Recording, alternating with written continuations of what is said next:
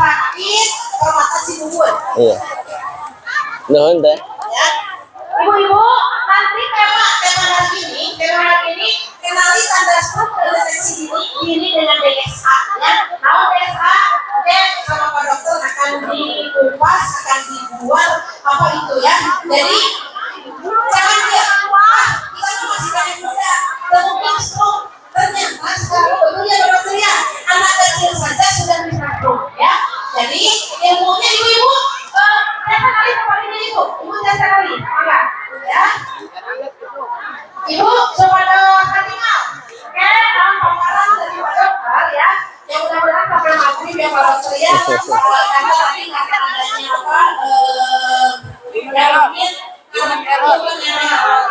aplikasi sama saya cuma error. Jadi ada keterlambatan yang tadinya Pak Dokter mau tampil jam 2 ya, ternyata ya alhamdulillah Alhamdulillah. Ya, beliau kalau ketemuin kebetulan satu angkatan saya SMA, beliau kuliah ya. Juga seorang dokter dan juga seorang tentara dari angkatan TNI yang berpangkat mayor ya, berpangkat mayor. Jadi mayor dokter tentunya mayor dokter Soleh kiai kan. Beliau merupakan ketua gerakan indahnya silaturahmi atau BIS ya, ketuanya juga. Jadi silaturahmi kemana-mana mayor TKN apa karena beliau juga kerjanya di TNI ya. Jadi apa ini mayor apa tadi mas? TKN kesehatan militer. Oh, kesehatan militer.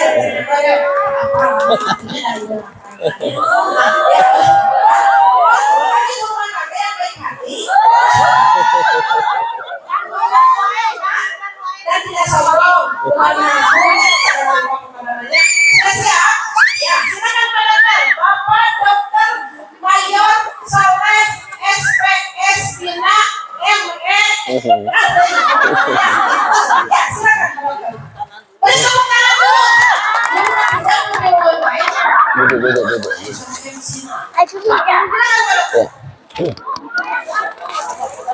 Assalamualaikum warahmatullahi taala wabarakatuh.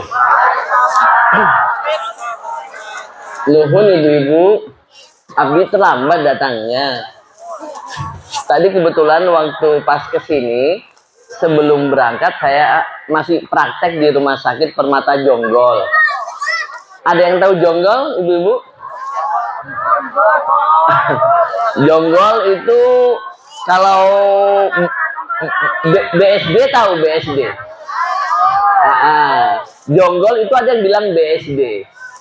BSD itu artinya apa? Kalau Jonggol itu Bogor sono dikit, Bekasi sono dikit. Tadi saya sebenarnya kalau lihat tadi Google Map untuk ke sini, kalau lewat Cikampek tadi kurang lebih sekitar 3,5 jam.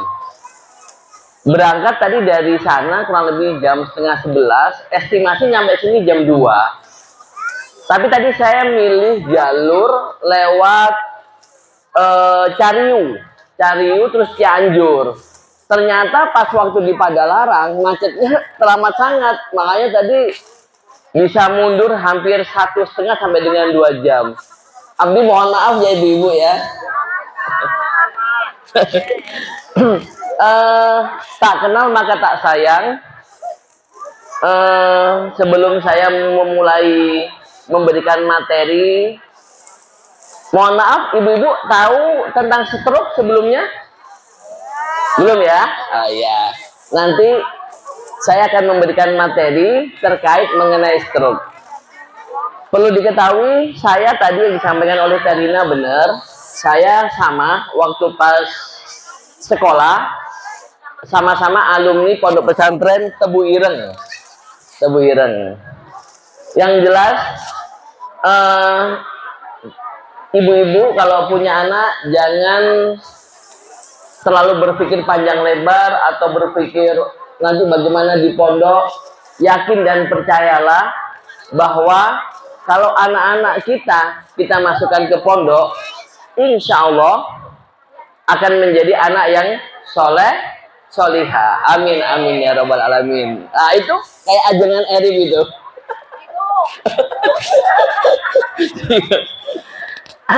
Ah, sebelum slide-nya ini muncul, mungkin saya ingin memberikan sekilas tentang apa itu stroke.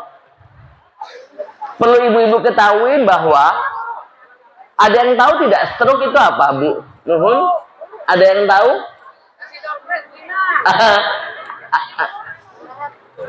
Ibu-ibu tolong perhatikan ya. Tadi benar disampaikan oleh Terina, stroke sekarang tidak hanya menyerang pada usia yang relatif tua ya. Kadang kan ada yang berpikir nanti di atas kepala 5, kepala 6, tidak.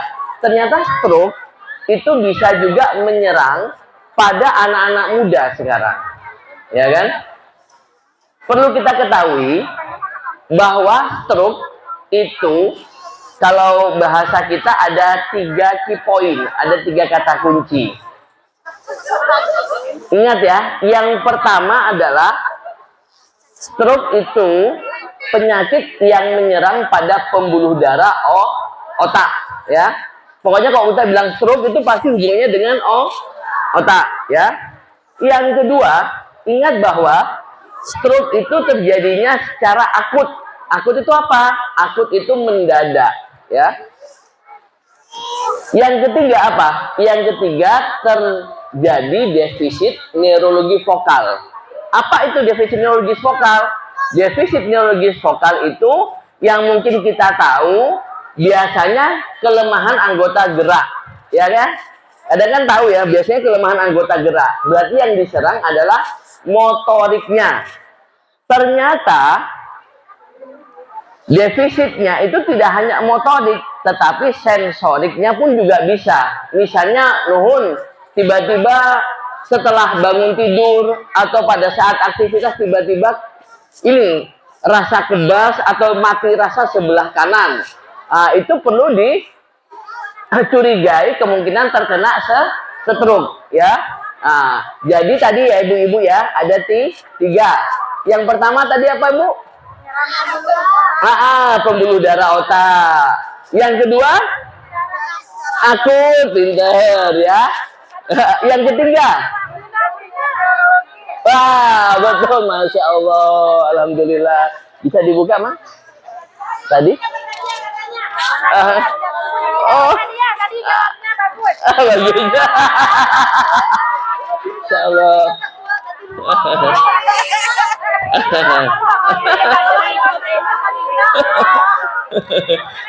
Ya.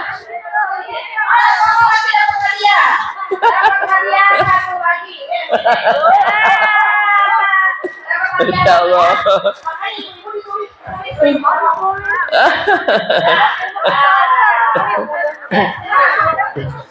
Gini ya ibu-ibu ya, ilmu ini sangat berharga tidak hanya untuk kita, akan tetapi juga untuk orang terdekat kita, ya kan? Ya, saya berdoa mudah-mudahan ibu-ibu semua yang hadir di sini tidak terkena stroke, ya, amin. Akan tetapi, boleh. Ada? Sudah saya. Ilmu stroke ini mungkin harapan kita bersama ibu-ibu semua tidak ada yang kena. Akan tetapi Bu, ingat bahwa kita nuhun ada suami, ada tetangga, ada sanak famili yang mungkin kita tidak tahu, ya. Innama asoba min musibatin illa biidznillah, ya kan? Kita tidak tahu apa yang menimpa pada diri kita itu semuanya atas kehendak Allah. Ya termasuk penyakit, kita tidak ada yang tahu tiba-tiba terserang. Ya kan? Makanya ibu-ibu ya, ingat bahwa setiap kita bangun tidur apa yang harus kita ucapkan? Masya Allah. Ya kan? Ingat ibu-ibu bahwa kita bangun tidur itu tidak cuma-cuma bangun tidur. Iya kan? Ya mohon maaf, serangan stroke ya Bu ya, terutama stroke infak atau stroke penyumbatan itu terjadi di saat kita bangun Tidur. Masya Allah, makanya sebelum tidur kita berdoa agar kita dijaga selama tidur, ya kan? Sehingga pada saat bangun tidur jangan lupa mengucapkan syukur alhamdulillah. La in syakartum la azidannakum wa la in kafartum inna adabi lasyadid. Nuhun Mang ini, nuhun ajengan. Saya tertular, Bu. Harusnya saya membawa materi kesehatan tertular sama ajengan Arif. Ya, intinya gini, Bu. Jujur, kita di kesehatan itu tidak bisa jauh-jauh dari agama. Saya semakin mendalami ilmu kedokteran, maka yang ada hanya ucapan Allahu Akbar, Masya Allah. Intinya apa? Semuanya yang diberikan Allah kepada kita itu susah kita hargai. Misalnya contoh ya Bu ya, misalnya contoh. Bisa nggak kita bayangkan kalau misalnya kita setiap hari menghirup oksigen ini, tiba-tiba nuhun apa namanya waktu pas tahun 2021 kemarin yang lagi tinggi-tingginya COVID, ya kan? Harga oksigen coba lihat betapa mahal. Coba bayangkan coba kalau kita menghirup gini, ini nggak mudah. Coba kita diberi Allah bisa kita menghirup oksigen. Coba kalau kita membayar oksigen ini, betapa mahalnya, ya kan? Satu tabung yang kecil sudah berapa? Apalagi tabung yang besar. Berarti tadi apa, Bu? Alhamdulillah. Saya lanjut lagi, sudah bisa, Mang? Belum ya? Saya lanjut lagi ya. Dalam tubuh kita itu terdiri dari beberapa sistem. Ingat ya, terdiri dari beberapa sistem. Sistem terdiri dari beberapa organ. Organ terdiri dari beberapa cantik. Sel. Sel itu apa, Bu? Tahu sel? Jami. Sel itu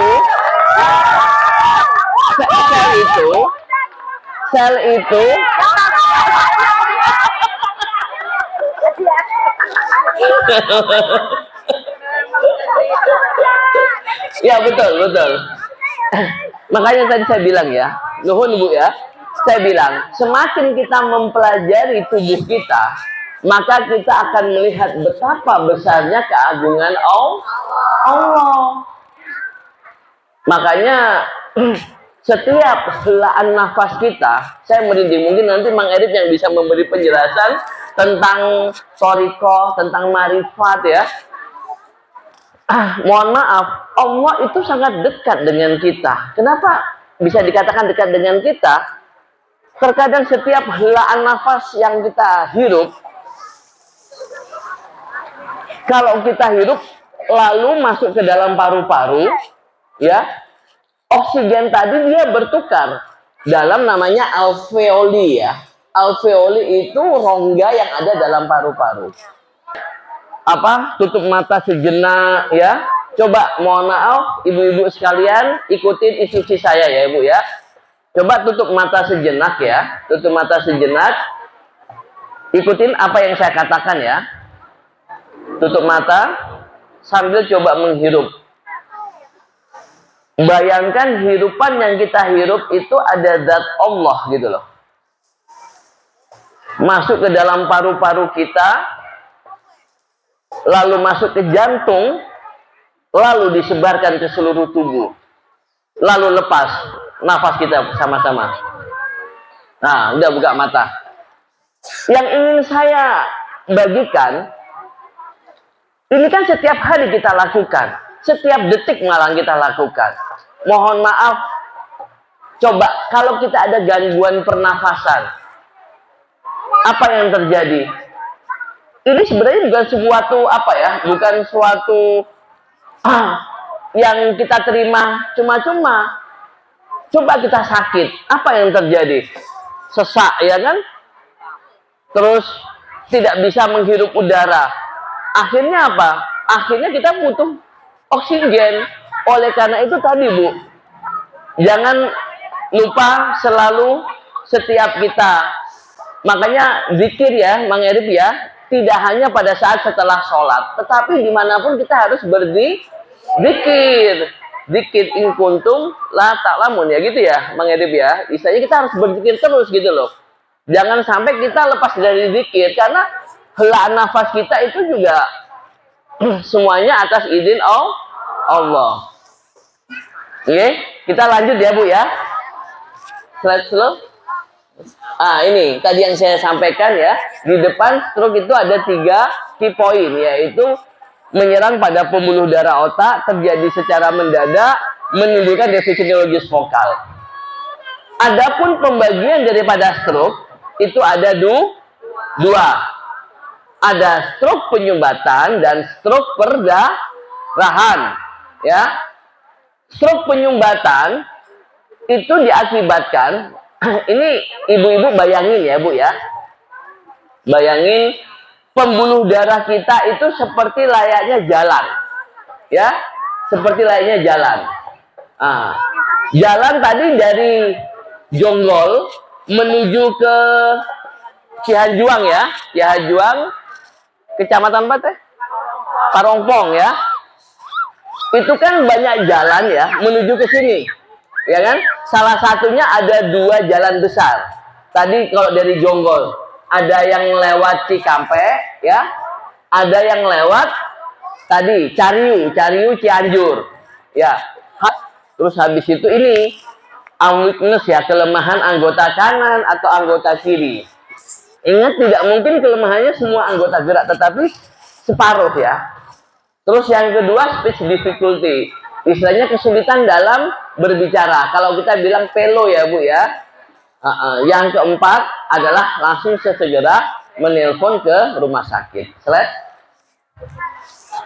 Nah ini sama juga ya, segera ke rumah sakit. Misalnya senyumnya tidak simetris, paruh anggota tidak mendadak tiba-tiba langsung lemah, terus bicaranya tiba-tiba pelo. Terus kebas separuh tubuh yang tadi saya bilang tidak hanya kelemahan anggota gerak, tetapi ada gangguan sensorik juga kebas itu ya. Terus mata, ingat, tiba-tiba dia rabun sebelah, itu juga sama juga ya. Terus sama sakit kepala. Oke, slide nah. Perlu ibu-ibu ketahui, faktor resiko daripada stroke itu ada 2. Ada yang kita sebut dengan unmodifiable sama modifiable. Unmodifiable itu apa? Dia tidak bisa kita ganggu gugat karena sudah bawaan dari sononya gitu, dari lahir ya. Misalnya usia, gender, terus ras, genetik sama gangguan enzim itu sudah tidak bisa kita ganggu lagi. Tapi yang masih bisa kita modifikasi yaitu misalnya masalah gangguan pembuluh darah. Nuhun, ibu-ibu tahu hipertensi tidak? Apa itu hipertensi Bu?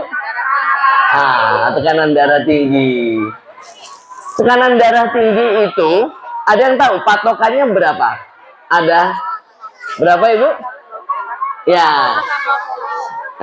Sistolnya 140 ya kan ya. Kalau diastolnya biasanya di atas 90. Ingat bahwa kalau tensi kita sudah tinggi, jangan kita abaikan, harus kita berobat atau diperbaiki pola kehidupan kita, terutama makan yang asin-asin agak dikurangi ya, asin, daging-dagingan agak dikurangi.